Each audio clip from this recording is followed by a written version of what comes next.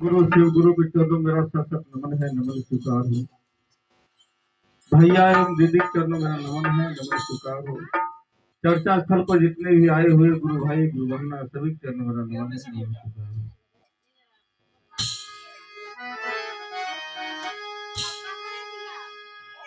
गुरुर्ब्रह्मा गुरुर्विष्णु गुरुर्देव महेश्वरः गुरुर् साक्षात् परमब्रह्म तस्मै श्री गुरुवे नमः।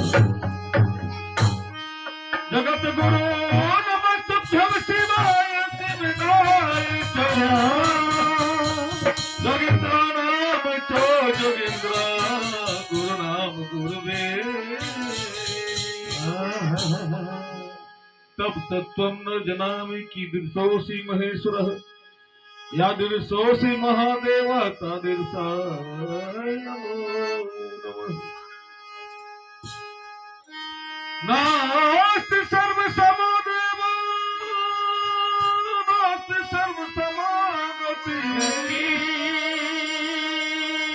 नास्ति सर्वसमो दाने नास्ति सर्वसमो हृदयः नास्ति सर्वसमो गुरु नास्ति सर्वसमो गुरु।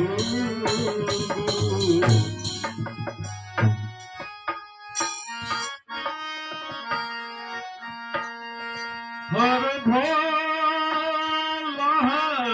भोला भोला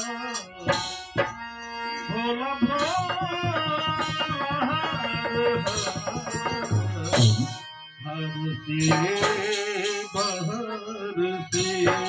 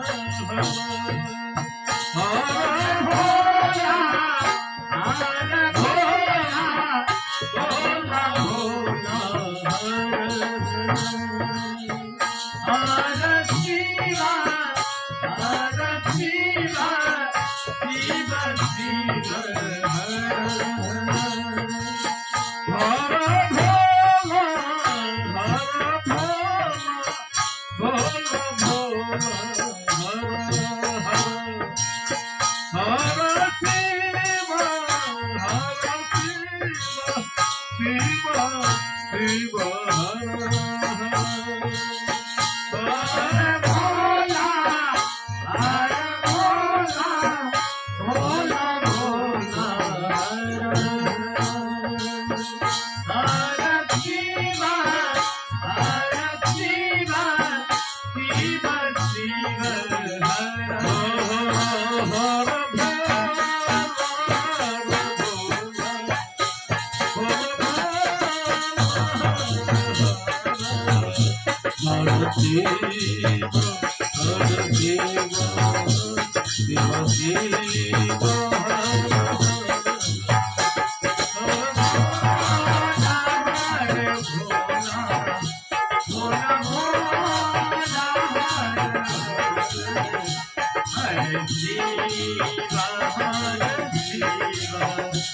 Shiva,